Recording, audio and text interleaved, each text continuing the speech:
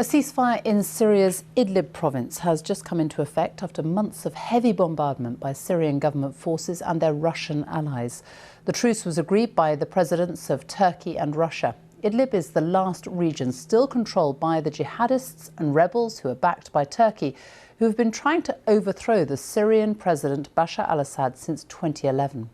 The UN estimates almost 1 million people have fled their homes since December because of the fighting. In the early hours of this morning, Russian airstrikes killed 16 civilians sheltering in a farm in Marat Mizrin. Our international correspondent Orla Guerin was there. Her report, filmed by Göktay Kulroltan, contains some upsetting images. Working by flashlight to reclaim the living from the rubble. The target here, inexplicably, a poultry farm, which became a refuge for some of Idlib's displaced. By day, a refuge no more. Just hours before ceasefire talks began in Moscow, this devastation was Russia's handiwork. Last night, I was slept here. This is my home. Here, when the Russian airport bombed. This is from the bomb? Yes. Civilians. We are civilians. And they were killed as they slept, though the Syrian regime and its Russian backers say they are targeting terrorists. Well, when you take a look around here among the scattered belongings, you can see that this was a home, a place where parents were trying to keep their children safe. Some of the toys are still here, and the dishes are smashed at my feet. What possible justification could there be for bombing a place like this, full of civilians? But in Idlib, this has been happening day in and day out. And there's the sound now of more explosions. We've been hearing bombings in the distance since we arrived. Ahmed tells me it's fine if he dies, but he's worried for his children, who by chance were not here last night. Where do you think you and the children will sleep tonight?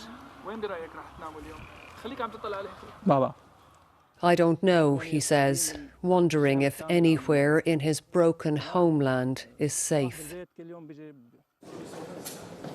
Not the local hospital. It's a target, like all medical facilities.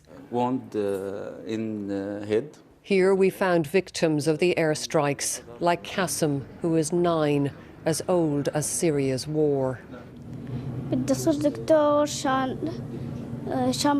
I want to be a doctor, he says, to treat patients so they get better and no one dies in Syria or the rest of the world.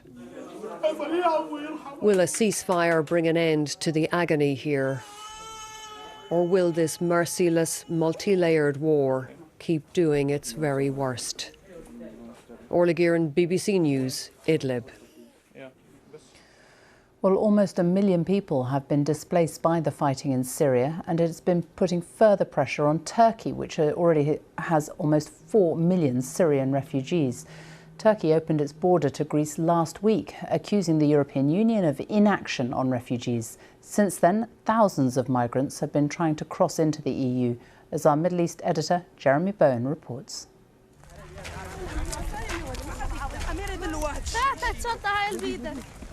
Syrian refugees have learned to be sceptical about ceasefires.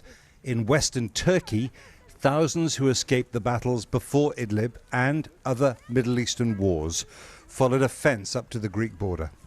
They went because Turkey's President Erdogan finally came through with his threat to pressurize the EU by creating a new refugee crisis. Greece kept its gates closed. For a generation that grew up with death, with war stealing their chances of education, it was yet another blow. My future has gone. That's why I think more about the future of my children. I want to have a house for them, give them a good life where they don't need to rely on me or anybody else to support them. This family with 6 children had made it to Greece, where they said the police stole all their money and burnt their ID papers before they were sent back, trying to salvage some dignity. There are women here and we don't have toilets. What should they do? We have girls 10 and 11 years old. They can't go in the open in front of people.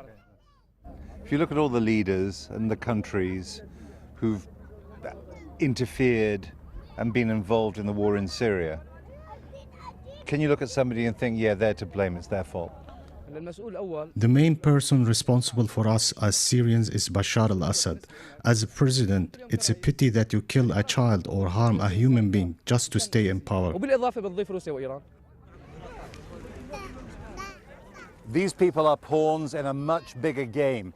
Its roots lie in the catastrophic international failure to stop the war in Syria. And the players in the game are the big military powers who've intervened in the Syrian war in their own interests, with little or no regard for the safety of millions of people. A local Turkish man gave out food. Let Europe see this, he said. I hope you're ashamed. It was cold. He made a fire of plastic rubbish to heat his baby son's milk. Most of them slept out in the open. 3 sisters were under these blankets. No tents, no tarpaulins, no hope. Jeremy Bowen, BBC News, Edirne, Turkey.